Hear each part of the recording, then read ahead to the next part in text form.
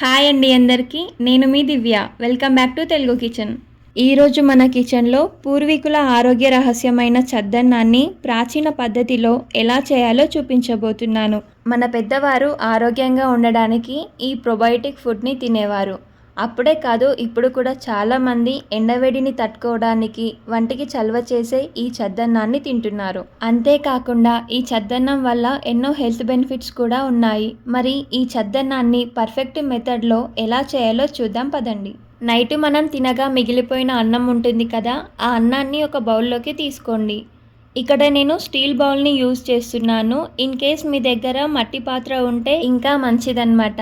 చద్దన్నాన్ని మట్టి పాత్రలో లేదా స్టీల్ బౌల్లో చేస్తేనే హెల్తీగా ఉంటుంది.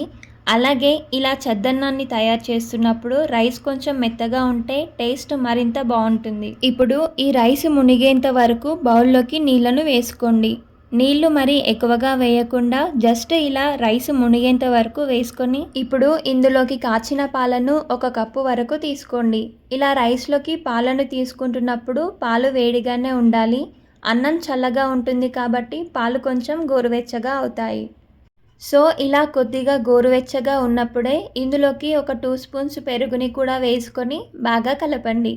మనకు కొంచెం ఇవి ఇలా పలుచగా ఉంటే తోడుకునేసరికి కొద్దిగా గట్టిపడుతుంది. ఇలా చద్దన్నం తినడం వల్ల మనకు డైజెషన్ ఇంప్రూవ్ అవుతుంది. అలాగే ఒంట్లో వేడిని కూడా తగ్గించి రోగనిరోధక శక్తిని కూడా పెంచుతుంది. ఇలా మొత్తం కలుపుకున్నాక ఒక పెద్ద సైజు ఉల్లిపాయను తీసుకొని 4-5 ముక్కలుగా కట్ చేసుకొని ఇందులోకి ఒక్కొక్కటిగా తీసుకోండి. డైరెక్ట్గా ఉల్లిపాయను అలాగే వేయకుండా ఇలా కొంచెం పెద్ద ముక్కలుగా కట్ చేసి తీసుకోవాలి.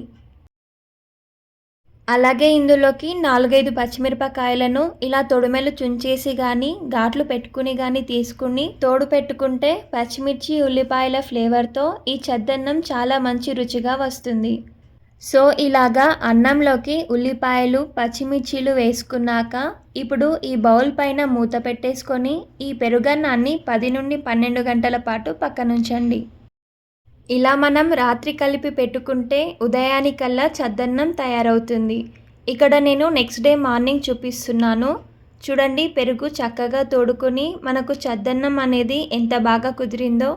ఇప్పుడు ఈ అన్నంలోకి రుచికి సరిపడా కొద్దిగా సాల్ట్ వేసుకొని చేత్తో ఒకసారి బాగా కలుపుకోవాలి. చాలా మట్టుకైతే ఈ చద్దన్నంలో ఉప్పుని వేసుకోకుండానే తింటారు. నిజానికి అలాగే తినాలి కూడా, కానీ టేస్ట్ కోసం ఇక్కడ నేను కొంచెం సాల్ట్ వేశాను.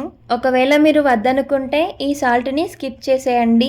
ఇలా ఒకసారి కలుపుకున్నాక బ్రేక్ఫాస్ట్గా ఈ చద్దన్నాన్ని తినేయడమే. కమ్మని రుచిగా ఈ చద్దన్నం తయారైపోయింది. సో ఇలా చాలా ఈజీగా మన ఆరోగ్యానికి మేలు చేసే ఈ ప్రొబయోటిక్ ఫుడ్ని ప్రిపేర్ చేసుకుని తిన్నామంటే ఈ సమ్మర్లో వేడి చేయడం కానీ పొట్టలో మండడం లాంటివి ఏవీ లేకుండా వంటికి హాయిగా చలవ చేస్తుంది. మీరు కూడా బ్రేక్ఫాస్ట్లోకి ఓసారి ఈ చద్దన్నాన్ని తప్పకుండా ట్రై చేసి చూడండి. అలాగే ట్రై చేశాక మీకు టేస్ట్ ఎలా అనిపించిందో నాతో కామెంట్లో చెప్పండి. రెసిపీ నచ్చితే వీడియోకి లైక్ చేసి మీ ఫ్రెండ్స్ అండ్ రిలేటివ్స్కి షేర్ చేయండి. మరిన్ని సింపుల్ అండ్ హెల్తీ రెసిపీస్ కోసం మన ఛానల్ని ఫాలో అవ్వండి. Thank you for watching.